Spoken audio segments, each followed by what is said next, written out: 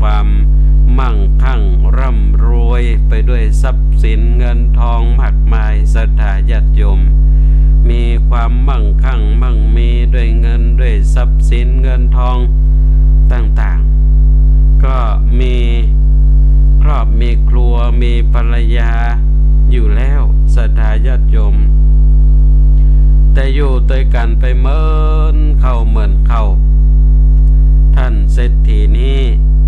ก็มาแย่งพ่อเมียตัวเก่าพ่อเมียหลวงศรัทธาญาติโยมแย่งพอตั้งใดก็โอ้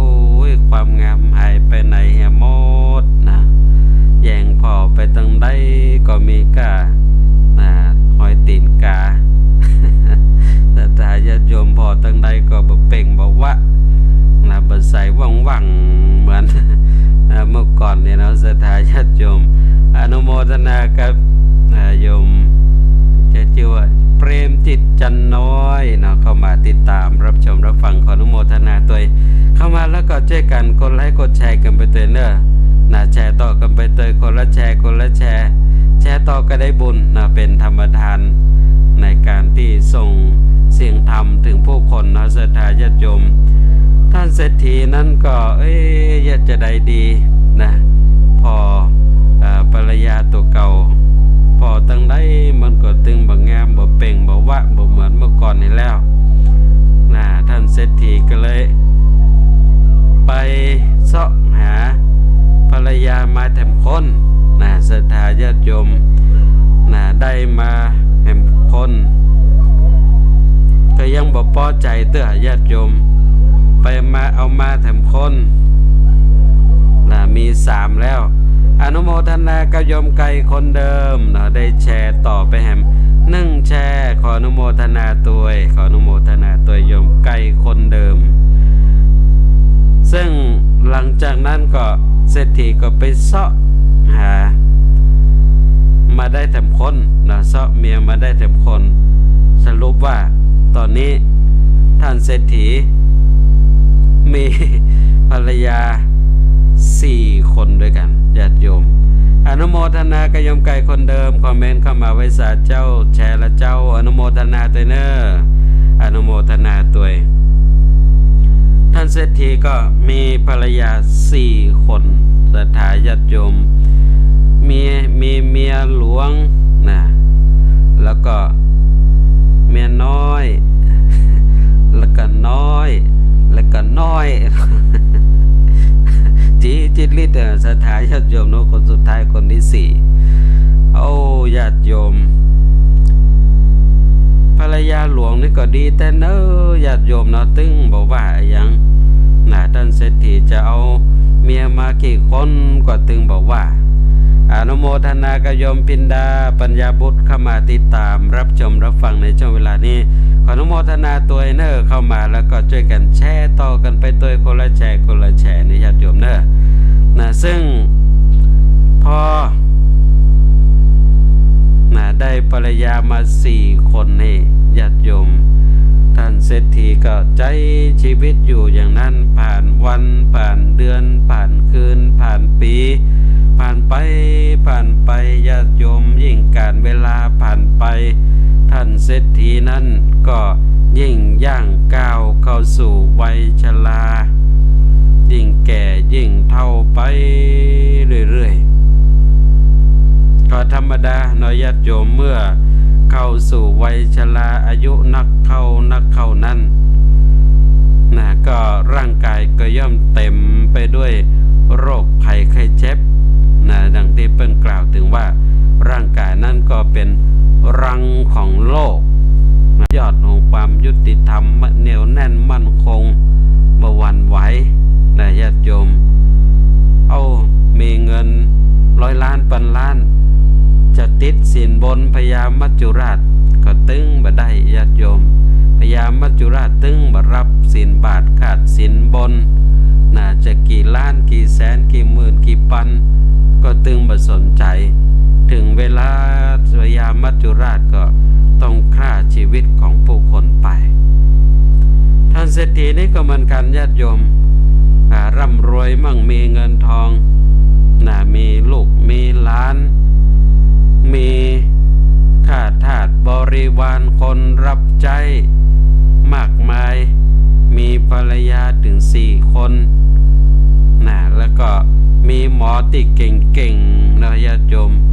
แต่ก็บ่สามารถที่จะทัดทานต่อพญามัจจุราชได้หมอที่เก่งๆก็มารักษาแล้วสปะนะที่ไหนหมอเด่นหมอดีหมอดังอยู่ตั้งใดส่งคนต้อยไปเสาะไปหามารักษาหมอที่เก่งที่ไหนก็ตามมาหันแล้วศรัทธาญาติโยมพากันสายหัวออกไปหมดบอกว่าบ่ได้แล้วรักษาบ่ได้นะอนุโมทนากับเยาวชนน้องดาวอัญชิสาดาวศรีนะได้แชร์ต่อไปแฮม1 แชร์ขออนุโมทนาตัวศรัทธาญาติโยมหมอแต่ละหมอต่างก็สายหัวลุบโป้รักษาบ่ได้ยาวิเศษปักได้ก็ตึงรักษาท่านเศรษฐีนี่บ่ได้แล้วนะอนุโมทนากับโยมแม่วันดีวงป่วนเข้ามาติดตามรับชมรับฟังแล้วก็คอมเมนต์เข้ามาตัวสาธุเจ้าอนุโมทนาตัวเนอรักษาตึงบ่ได้แล้วนะท่านเศรษฐีก็ฮู้ชะตาชีวิตตัวเก่าว่าโอ้ตึงบ่สามารถที่จะอยู่ได้แล้วน่าจะต้องจากเคหสถานบ้านเรือนไปหมดกูอย่างทุกสิ่งทุกอย่างนี่จะบ่ใจของเฮาทำแล้วต้องสละไปหมดขั้นจะไปคนเดียวศรัทธาญาติโยมท่านเศรษฐีก็นึกกลัวการเดินทางไปสู่ภพหน้าโลกหน้าก็อยากจะได้กู้ได้กิมไปต้วยญาติโยมเนาะไปตั้งหน้าบ่ฮู้จะเป็นจะได้พ่องก็อยากจะได้กู้ไปต้วยก็นึกถึงไผนึกถึงภรรยาทั้ง4 คนนี่ศรัทธาญาติโยมท่านเศรษฐีนี่นึกถึงภรรยาคนใดก่อนที่ว่าจะเอาไปตุยนี่ศรัทธาญาติโยมท่านเศรษฐีนี่ก็นึกถึง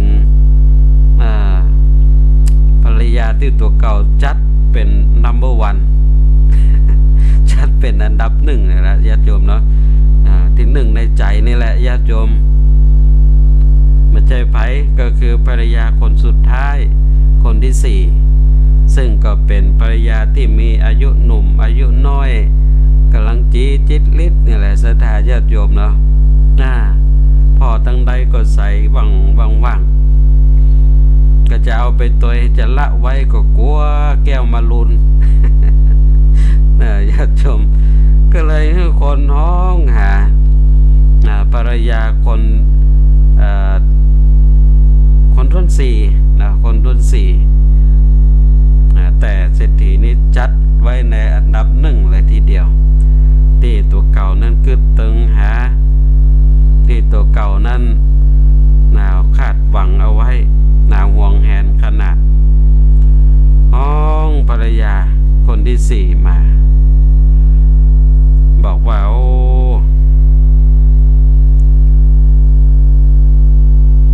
ถึงเวลาที่จะต้องไปแล้วจะจวนเธอไปตัวเธอจะไปตัวก่อนี่ญาติโยมเนาะท่านเศรษฐีก็จวนภรรยาคนที่4นี่ไปตัวก็คือตายไปด้วยกันนั่นแหละเนาะศรัทธาญาติโยมเนาะ จนตายไปด้วยกันเรามาฟังคำตอบนะญาติโยมคำตอบของภรรยาที่ท่านเศรษฐีนี้ฮักนักฮักหนาจัดไว้เป็น number 1 ภรรยาคนนี้บอกว่าตอบอย่างเย็นชาเลยญาติโยมอนุโมทนากับโยมที่ใจชื่อว่าความรักมันคือเรื่องของใจเนาะเข้ามาติดตามรับชมรับฟังขออนุโมทนาตัวภรรยาคนที่4นี่ศรัทธาญาติโยมตอบอย่างเย็นชาที่สู้แต่ว่า ตัวภัยตัวมันเตอะนี่นะศรัทธาญาติโยมนะตัวภัยตัวมันเตอะจะมาบอกอย่างนี้อย่างจะไปทางใดก็ไปเตอะตึงไปตัวญาติโยมโอ้ยท่านเศรษฐีฟังแล้วสะดุ้งยะยะศรัทธาญาติโยมบอกโอ้เฮานี่ฮักมันแตะฮักมันว่าเป็นห่วงเป็นใยถึงเวลาที่เฮาจะไปนี่เฮาจวนนี่โอ้แทนที่จะอู้ดีๆสำอู้สัตว์อู้ขวางจะไปไหนก็ไปเถอะมาบอกให้หยังแต่จะไปก็ไป บ่สนใจจะดียังสักหน่อยศรัทธาญาติโยมท่านเศรษฐีก็ถึงภรรยาคนที่สามนะพลาดหวังจากภรรยาคนที่สี่แล้วก็ห้องภรรยาคนที่สามนะเข้ามาแหมแล้วนะภรรยาคนที่สามซึ่งท่านเศรษฐีก็จัดไว้ในอันดับสองนะ number two อันดับสองก็จวนอย่างในเก่านะศรัทธาญาติโยมบอกโอ้ปะตอนนี้เนี่ยอยู่บ่ได้แล้วจะต้องไปแล้วนะจะต้องสิ้นชีวิตไปแล้วนะจะจวนเธอไปตัวเธอจะไปก่อนะญาติโยมลองมาฟังคำตอบของภรรยาคนที่สามตอบท่านเศรษฐีว่าถ้าท่านเศรษฐีนะตายไปแล้วตัวของฉันนี่ก็พร้อมที่จะมีคนใหม่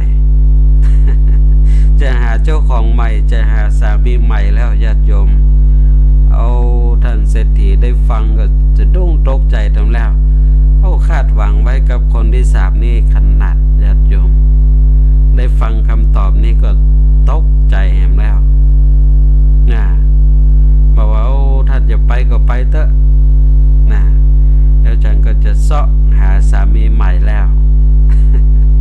อนุโมทนากับโยมดีเจป๊อปกันตพรหมเข้ามาติดตามรับชมรับฟังขออนุโมทนาด้วยท่านเศรษฐีก็เสียอกเสียใจนะศรัทธาญาติโยมเขาก็ฮักแต่ฮักว่านี่นะถึงเวลาจะเป็นว่ารอนะรออนุโมทนากับคุณครูกนวันสมหวังคุณครูโรงเรียนบ้านแม่ทะลบได้แชร์ต่อไปแหม1 แชร์นะขออนุโมทนาด้วย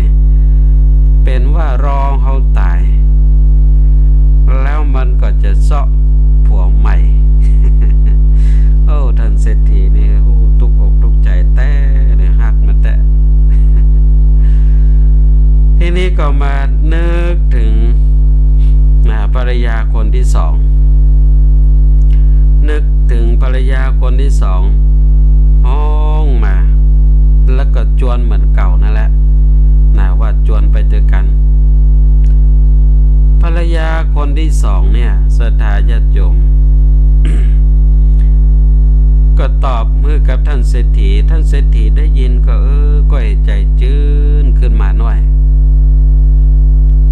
ภรรยาคนที่สองนี่ตอบท่านเศรษฐีว่าเป็นยังถ้าท่านจะไปเท่านั้นพร้อมที่จะไปส่งแต่จะขอไปส่งตึกปัจจาตัวเนอะ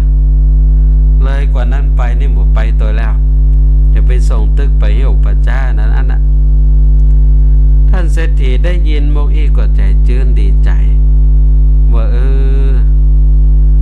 มันก็ยังมีความฮักต่อเฮาอยู่มีความปรารถนาดีต่อเฮาอยู่นะญาติโยมทีนี้ก็นึกถึงภรรยาหลวงเนี่ยศรัทธาญาติโยมเนาะภรรยาหลวงที่เมื่อก่อนมานั้นเนี่ยท่านเศรษฐีนี่บ่เคยสนอกสนใจทิ้งขว้างบ่ได้ใส่อกใส่ใจอย่างก็เพราะว่าภรรยาหลวงนั้นอายุนักแล้วผิวพรรณวรรณะก็บ่เปล่งบ่ป ตั้งใดก็มีก้าวห้อยเหี่ยวห้อยย่นเลยบ่สนอกบ่สนใจพอถึงเวลาจะนึกถึงภรรยาคนภรรยาหลวงนี่แหละศรัทธาญาติโยมเนาะนึกถึงภรรยาหลวง ของคนห้องภรรยาหลวงมาพอมาแล้วก็ชักจวนเหมือนอย่างเก่าว่าโอ้เฮาอยู่มาด้วยกันมาเมื่อเนาะถึงปันถึงเวลาเนี่ยตัวไอ้นี่จะไปแล้วจะจวนน้องไปตัวน้องจะไปก่อศรัทธาญาติโยมเอาคำตอบของภรรยาหลวงนั้นถ้าเมื่อท่านเศรษฐีนั้นเข้าใจถึงคนติดจริงอกจริงใจตัวต่อเก่าญาติโยมภรรยาหลวงเนี่ยตอบไปเลยว่าโอ้ขอสละชีวิตนี่ตัวเธอไปถึงจัดหน้าก็เฮาอยู่ด้วยกันมาหมกใดแล้วถึงแม้ว่าจะพิษกันพ่องเป็นเพชรเป็นเทียงดุด่าว่ากล่าวกันพ่องซ้ำเตือถึงขั้นลงไม้ลงมือพิษหนวกันจะได้ก็ตามแต่เฮาก็อยู่ด้วยกันได้จนถึงต้องฮอดประเดี๋ยวนี้จะได้เพียงแค่จะไปมุอีจะไปส่งไปตยบ่ได้ไปจะไปตยสละชีวิตไปตยได้ญาติโยมอนุโมทนากับโยมทองอินวงสุรินทร์เข้ามาติดตามรับชมรับฟังคอมเมนต์เข้ามาตัวยสาธุสาธุเจ้ารับฟังรับชมอยู่เจ้านะขออนุโมทนาตัวยนี่ญาติโยมท่านเศรษฐีได้ยินภรรยาหลวงตอบอย่างเนี้ยโอ้เข้าใจถึงคนจริงอกจริงใจตรงคนที่หักหอกแต่เพื่อจะเข้าใจก็พอถึงวาระสุดท้ายแล้วเวลาใกล้จะหมดแล้วเวลาของชีวิตของท่านเศรษฐีก็มาเข้าอกเข้าใจศรัทธาญาติโยมอันเนี้ยญาติโยมเรื่องของเศรษฐีมีภรรยา4 คนนี่บัณฑิตนักปราชญ์เปิ้นแต่งไว้เป็นปุคลาธิฐานเพื่อเตือนจิตเตือนใจผู้คนให้ได้เข้าอกเข้าใจญาติโยมภรรยาคนที่4ของท่านเศรษฐีที่ท่านเศรษฐีเนี่ยยกเป็นnumber 1คือเป็นเบอร์ 1เพราะว่าเป็นภรรยาที่มีอายุหนุ่มอายุน้อยเนี่ยญาติโยมเนาะลงภรรยาอายุหนุ่มอายุน้อยยกคือเป็นที่ 1ในใจ เป็นที่ 1ในใจเป็นที่ 1ในชีวิตมีอะไรยังก็นึกถึงเย็บยื่นให้ภรรยาคนที่4เนี่ยศรัทธาญาติโยมมียังก็เย็บยื่นเนื้อหมดบำรุงบำเรอทุกสิ่งทุกอย่างบัณฑิตนักปราชญ์ที่แต่งเป็นปุคลาธิฐานนั้นได้ขยายความในเรื่องนี้ว่าภรรยาคนที่4ที่ท่านเศรษฐียกขึ้นเป็นที่ 1ของชีวิตนั้นก็คือร่างกายคือสังขารร่างกายของเฮาเนี่ยศรัทธาญาติโยมคนเฮานี่โอ้สนอกสนใจเรื่องร่างกายนี่แหละศรัทธาญาติโยมเนาะเป็นทุกข์กับมันเป็นทุกข์กับร่างกายต้องชำระล้างขัดสีแปรงฟันอาบน้ำสระผมต้องทาเครื่องประทินผิว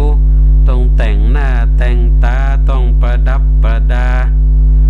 สังขารร่างกายนี้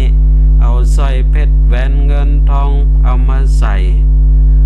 เสื้อ ใส่ผ้าตีดีๆงามๆทุกสิ่งทุกอย่างเนี่ยศรัทธาญาติโยมร่างกายก็เหมือนกับท่านเศรษฐีนั่นแหละเนาะญาติโยมที่สนใจกับภรรยาคนที่สี่นี่เหรอเปิ้นคนเฮาก็อย่างเงี้ยญาติโยมเนาะสนใจเรื่องของร่างกายนะมียังก็หยิบยื่นเนื้อมันหมดญาติโยมตุกอยากกันมันเนี่ยนะเลี้ยงคาบเน่าเลี้ยงงูเห่าดังที่เคยนำเสนอไปแล้วแต่พอถึงเวลาที่เราจะต้องล่วงลับดับขันไปนี่ศรัทธาญาติโยม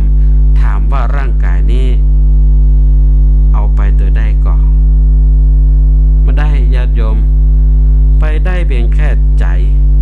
เพียงแค่วิญญาณออกไปร่างกายนี้ไปตัวบ่ได้ญาติโยมนะมาเกี่ยวข้องกันนะเอาเขาเนี่ยก็เป็นเรือกะกิดกระดูกขี้เต้านะญาติโยมเอาไปตัวบ่ได้ไปพบหน้าภูมิหน้าก็ตึงบ่ได้นะก็เหมือนกับที่กล่าวถึงในเบื้องต้นนั่นแหละพอท่านเศรษฐีจวนภรรยาคนที่สี่ไปด้วยกันภรรยาคนที่สี่นี้ตอบอย่างเย็นชาที่สุดว่าก็ตัวภัยตัวมันจะไปทั้งใดก็ไปอย่ามาบอกยี่หยังนะศรัทธาญาติโยมเพราะมันไปตัวบ่ได้อย่างเงี้ยอนุโมทนากับผู้ดีใจชื่อว่าอนุวัฒน์ของวุฒิเข้ามาติดตามรับชมรับฟังในช่วงเวลานี้ขออนุโมทนาตัวนะไปตัวบ่ได้ญาติโยมเนาะแต่เฮานี่ฮักมันที่สุดร่างกายเนี่ยนะพยายามประคับประคองประคบประงมดูแลมันอย่างดีสุดท้ายมันก็บ่ได้แยแสเฮาซากอย่างจะไปทางใดก็ไปเตอะจะไปไหนก็ไปจะมาบอกได้ยังอย่านะญาติโยมทีนี้ภรรยาคนที่สามซึ่งท่านเศรษฐีนี่ก็ยกไว้เป็นเบอร์สองของชีวิตนะเรียกว่าสนใจเป็นอันดับรองมาจากคนที่หนึ่งนะคนที่สองนี่ญาติโยมคนที่สองเนี่ยหมายถึงอะไรอย่างว่าหมายถึงทรัพย์สินสลิงคารทรัพย์สินเงินทองทั้งหลายทั้งมวลเนี่ยญาติโยมคนเฮานั้นสนใจนะอย่างที่ได้กล่าวถึงเนี่ยญาติโยมนะบางคนเนี่ยโอ้ยทำงานหามรุ่งหามค่ำนะทำงานทั้งวันมาแล้วจนมืดจนค่ำก็ยังบ่พอเตื้อซ้ำเตื้อทำโอต่อไปแหมนะทำโอทีต่อไปแหมจนเด้อจนเดือนเพื่อยังเพื่อเงินเพื่อทองเพื่อได้ทรัพย์สินเงินทองมานะญาติโยมอันเนี้ยบางคนนั่นถึงกระทั่งว่าบอกว่าบ่มีเวลานะบ่มีเวลาเปิ้นจักจวนไปทำบุญเปิ้นจักจวนไปทำความดีนะทำจิตอาสานะช่วยเหลือสังคมบ้านเมืองตอบได้คำเดียวว่าบ่มีเวลางานสังคมงานอะไรยังสปะสปันตึงบ่สนใจญาติโยมเอาการตัวเก่าว่าเอาการตัวเก่าว่าบอกได้คำเดียวว่าบ่มีเวลามุ่งอะไรยังศรัทธาญาติโยมเพื่อได้ทรัพย์สินเงินทองมาก็คิดว่าเงินทรัพย์สินเงินทองนั้นจะอยู่กับตัวเก่าตลอดไปนะสุดท้ายแล้วศรัทธาญาติโยมเนาะก็เหมือนกับภรรยาคนที่สามของท่านเศรษฐีนั่นแหละที่ท่านเศรษฐีนี่จวนไปตัวนะภรรยาคนที่สามของท่านเศรษฐีนี่ก็ตอบเมื่อท่านเศรษฐีได้จำใจนะว่าโอ้ท่านจะตายก็ตายไปเถอะท่านจะไปที่ไหนก็ไปเถอะตึมไปตัวท่านไปแล้วเดี๋ยวเขาก็จะเสาะใหม่แล้วจะเสาะผัวใหม่แล้ว มพี่วันดีโอมูระตั้งประเทศญี่ปุ่นเข้ามาติดตามรับชมรับฟังคอมเมนต์เข้ามาตัวสาธุสาธุสาธุเจ้าอนุโมทนาตัวไปไหนก็ไปเถอะจะตายติดใจที่ไหนตั้งใดก็ไป เอานี่จะเสาะผัวใหม่แล้วเสาะหาเจ้าของใหม่ญาติโยมทรัพย์สินเงินทองที่เอาหามาได้รักษามันอย่างดีบางทีได้มาแล้วนี่โอ้เป็นตุกข์กับมันแถมแล้วญาติโยมทำเตือนี่เก็บไว้ที่ไหน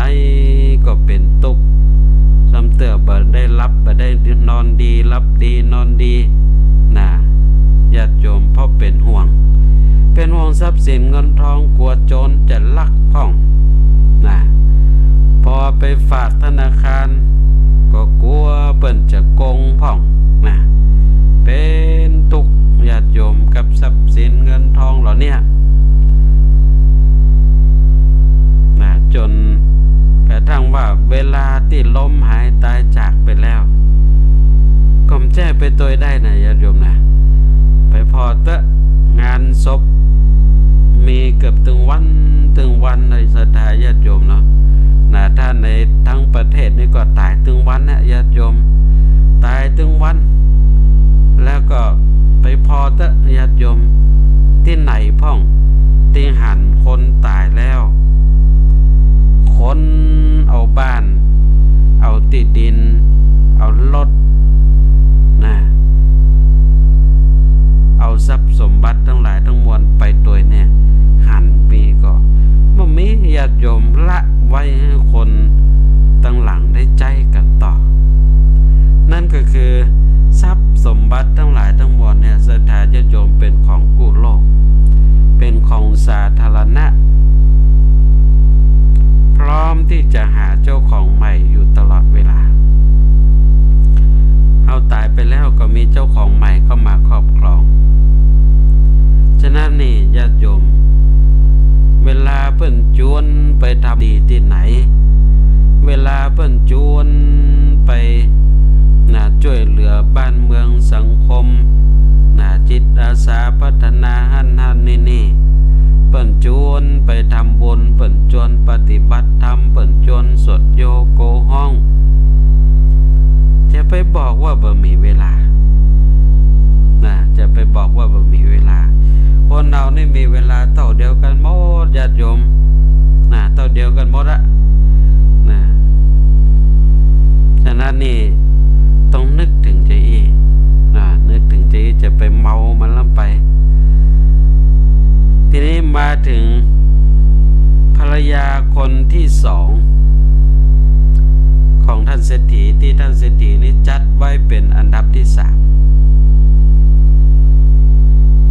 บัณฑิตนักปราชญ์เปิ้นอธิบายเอาไว้ว่าภรรยาคนที่สองของท่านเศรษฐีนี้เปรียบได้กับสามีภรรยาญาติพี่น้องเพื่อนบ้านติดตอบเมื่อกับท่านเศรษฐีได้ชื่นใจว่าโอ้ถ้าท่านไปถ้าท่านตายไปแล้วจะไปส่งจะไปส่งตึกไปเหี่ยวประจ้า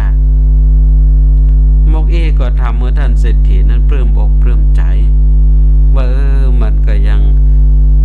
ฮักเขาอยู่ญาติโยมเนาะฉะนั้นเข้าใจชีวิตอยู่นี่ซ้ำเตือจะไปมองข้ามบางคนนี่มองข้ามสิ่งที่อยู่ใกล้ตัวสามีภรรยาลูกหลานตัวเก่าญาติพี่น้องตัวเก่าเนี่ยซ้ำเตือบ่สนใจญาติโยม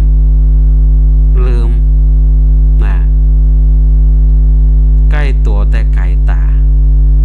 เมื่อใครสนอกสนใจไปสนใจตั้งอื่นตั้งนอกตั้งปังให้หมดญาติโยมเนาะลืมซ้ำเตือนี่ลืมเปื่อนลืมญาติลืมพี่ลืมน้องบ่สนใจใยดีที่จะเข้ามาช่วยเหลือพอถึงเวลาล้มหายตายจากในญาติโยมบ่ปนไผบ่ปนไผสา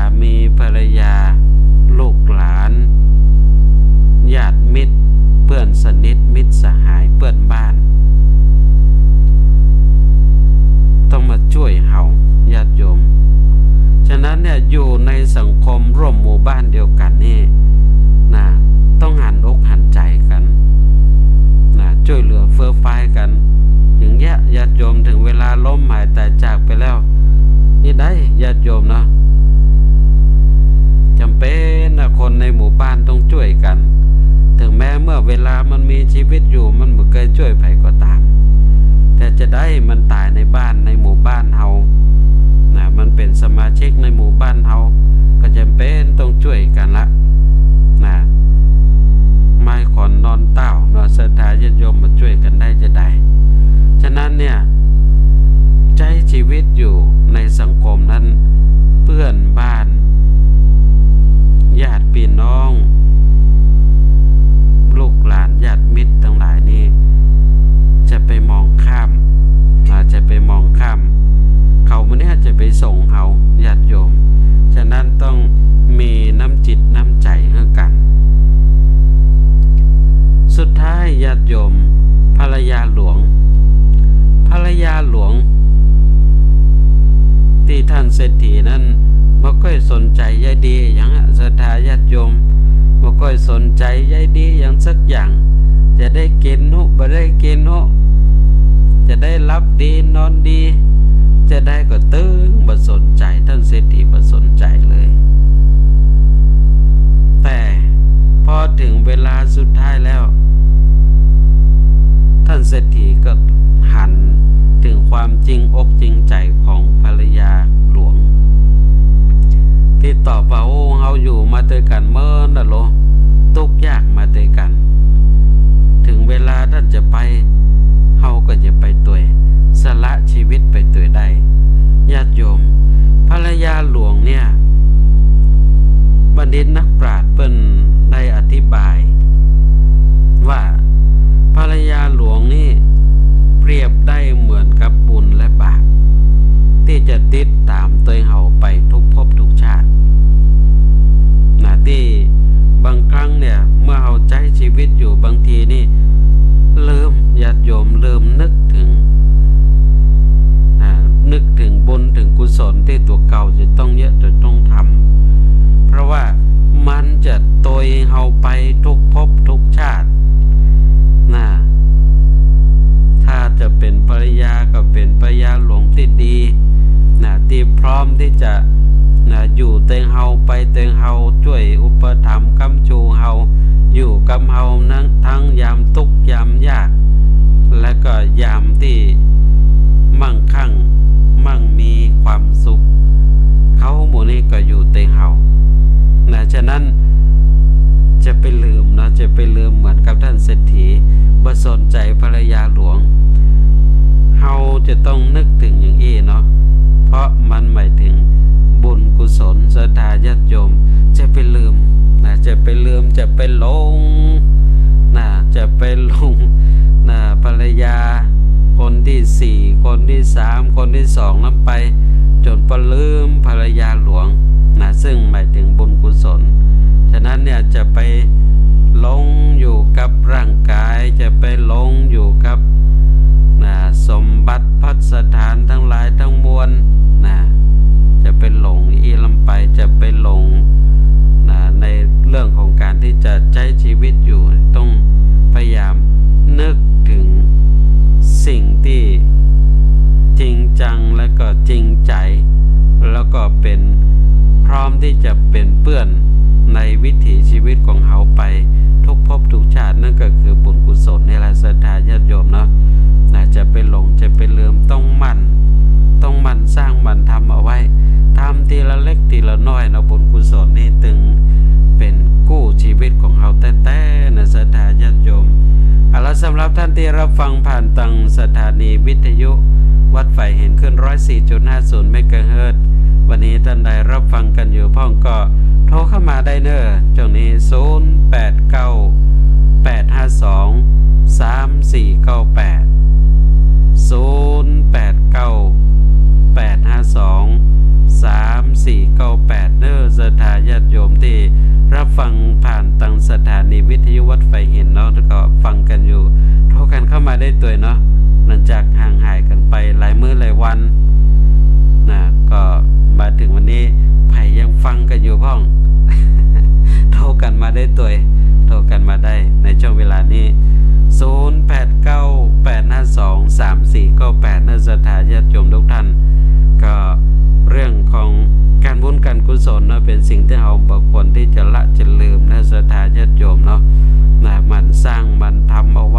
เพราะว่าสิ่งเหล่านี้มันจะอยู่กับเฮาแล้วก็ไปกับเฮานะญาติโยมต้องหมั่นสร้างมันทำเอาไว้แต่เนื้อการบุญการกุศลนี่นะได้ทราบได้ฮู้การบุญการกุศลเปิ้นจะมีที่ไหนตั้งใดเวลาใดวันใด